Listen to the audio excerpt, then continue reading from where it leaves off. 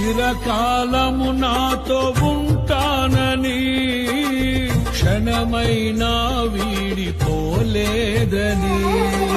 నీలో నన్ను చేర్చుకున్నావని,